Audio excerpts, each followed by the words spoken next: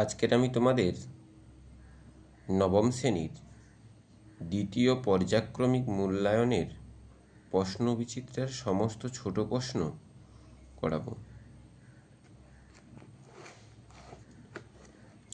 নবম শ্রেণীর দ্বিতীয় পর্যায়ক্রমিক মূল্যায়নে যে 3টি অধ্যায়ের পরীক্ষা হবে, 3 নম্বর অধ্যায়ে দ্বিতীয় পর্যায়ক্রমিক মূল্যায়নে পরীক্ষা হবে। ঊনবিংশ শতকের ইউরোপ, চতুর্থ অধ্যায়ে পরীক্ষা হবে শিল্প বিপ্লব ও ঔপনিবেশবাদ ও সাম্রাজ্যবাদ, পঞ্চম অধ্যায় 20 শতকে ইউরোপ। এই 3টে অধ্যায় থেকে দ্বিতীয় পর্যায়ক্রমিক মূল্যায়নে পরীক্ষা হবে। এই দ্বিতীয় পর্যায়ক্রমিক মূল্যায়নের পরীক্ষা হবে এবং সেখান থেকে যে স্কুলগুলো দেওয়া রয়েছে সেই প্রথম স্কুলের আজকে সমস্ত ছোট প্রশ্ন আজকে পড়াবো। 1815 থেকে 1848 খ্রিস্টাব্দের সময়কালকে বলা হয় ইউরোপের ইতিহাসে 1815 এবং 1848 খ্রিস্টাব্দের সময়কালকে বলা হয় ইউরোপের ইতিহাসে মেটানিকের যুগ, অর্থাৎ বিদ্যাজ্ঞান সেক্টর। 2-এর যে প্রশ্নটা রয়েছে, ইয়ং ইটালি দলের প্রতিষ্ঠাতা কে ছিলেন? ইয়ং ইটালি দলের প্রতিষ্ঠাতা ছিল মাৎসিনি। এরটা অন্ধকারাচ্ছন্ন মহাদেশ বলা হতো আফ্রিকাকে। প্রথম বিশ্বযুদ্ধের সূচনায় কোন দেশটি যোগদান করেনি? প্রথম বিশ্বযুদ্ধের সূচনায় যে দেশটি যোগদান করেনি তা হলো ইংল্যান্ড, অর্থাৎ সিদ্দাগের। পরের শিল্প বিপ্লব প্রথম সংগঠিত হয়েছিল ইংল্যান্ডে, এর দাগে। পরের প্রশ্ন রয়েছে, এপ্রিল থিসিস রচনা করেছিলেন লেনিন। শিল্প বিপ্লব কথাটি কে প্রথম ব্যবহার করেন?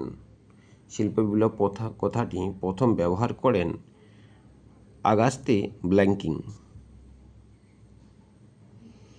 যার দ্বিতীয় আলেকজান্ডারকে মুক্তিদাতা জার বলা হয় তার কারণ তিনি ভূমিদাসদের মুক্তি দেন। বিটটা এবারে বিভাগ ক্ষয়ের একটি বাক্যে উত্তর দাও। জোলভেরাইন কি? জোলভেরাইন একটু বড় হবে, তাই জন্য এখানে লেখার যাবে না, তাই জন্য আমি আলাদাভাবে লিখেছি জোলভেরাইন। এবং পরের প্রশ্ন যেটা দেওয়া রয়েছে, ডুমা। জোলভেরাইন ছিল 19 শতকে জার্মান রাজ্যগুলির মধ্যে গঠিত একটি শুল্ক ইউনিয়ন। তার পরের প্রশ্ন দেওয়া রয়েছে, ডুমা কি? ডুমা শব্দটি রাশিয়ান শব্দ যা চিন্তা বা বিবেচনা অর্থে ব্যবহৃত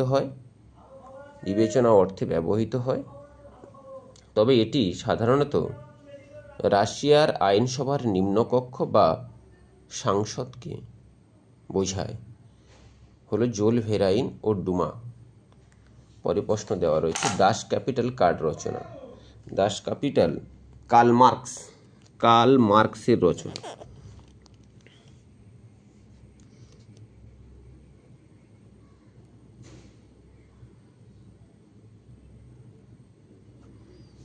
কার্ল মার্কসের লেখা। সত্য মিথ্যা বিদ্যাগে 1830 খ্রিস্টাব্দে ফ্রান্সে জুলাই বিপ্লব হয়েছিল, এটা সত্য। বাষ্পীয় ইঞ্জিন জেমস ওয়াট আবিষ্কার করে, এটা সত্য। ত্রিশক্তি আঁতাত সংগঠিত হয়েছিল 1882 খ্রিস্টাব্দে, এটা মিথ্যা। ত্রিশক্তি আঁতাত সংগঠিত হয়েছিল 1907 খ্রিস্টাব্দে, এখানে লিখে দিলাম আমি 1907 খ্রিস্টাব্দে। বিবৃতি দেওয়া রয়েছে, কোন বিবৃতিটা সঠিক হবে? ব্যাখ্যা দেওয়া রয়েছে কোনটা?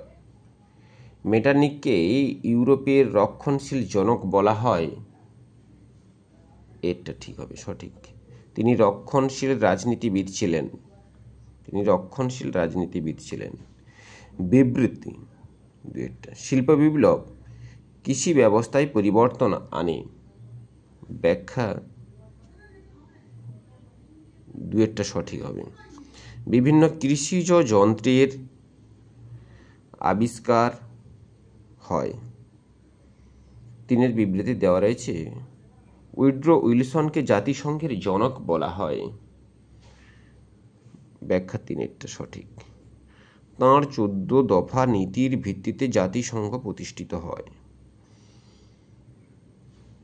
এই ছিল আজকের ছোট প্রশ্ন। ক্লাস 9ম শ্রেণীর এই ছিল প্রথম স্কুল বালুরঘাট খাদিমপুর হাই স্কুলের সমস্ত ছোট প্রশ্ন।